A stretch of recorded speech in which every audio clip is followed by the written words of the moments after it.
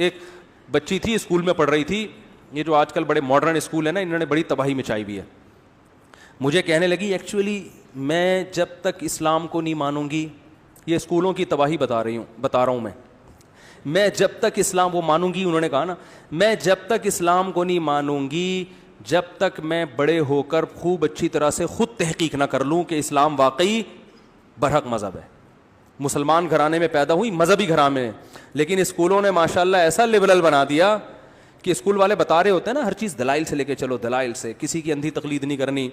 تو میں وہ اس کو بڑا, وہی ہے کرنل صاحب جو بیچارے ریٹائر, مجھے اپنا واقعہ سنا رہے تھے کہ میں نے اپنی بیٹی کو انگلش اسکول میں پڑھا رہے تھے, کہہ رہے میں نے اپنی بیٹی کو بلایا کہ پانی پلا دو, تو ڈیبیٹ کر رہی ہے کہ ڈیڈی جو کام انسان خود کر سکتا ہے, ہم نے اسکول میں پڑھا ہے, ہماری ٹیچر نے بتایا, یہ بھی نہیں کہتی ٹیچر نے بتایا ہے, کیونکہ یہ تو پھر ٹیچر کو فالو کر رہے ہیں نا, فالو تو کسی کو نہیں کرنا, فالو تو اپنی کھوپڑی کو کرنا ہے.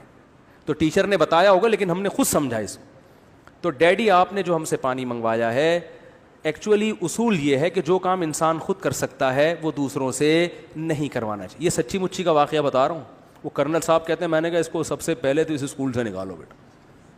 کہہ رہے ہماری اماں جب پانی مانگتی تھیں تو ہم میں لڑائی ہوتی تھی کہ پانی کون پلائے گا پہلے, رات کو ماں کے پاؤں دبانے بیٹھ جاتے تھے بغیر کہے.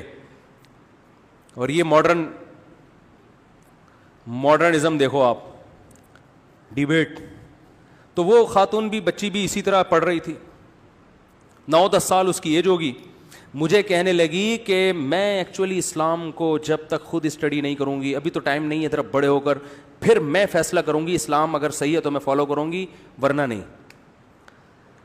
اب وہ تو بچی تھی, اس کو میں یہ بات کہہ نہیں سکتا تھا. اس کے تو میں نے ابا کو بولا, میں نے کہا اس کو نکال لے بیٹا, ہاں اس کو نکال لو.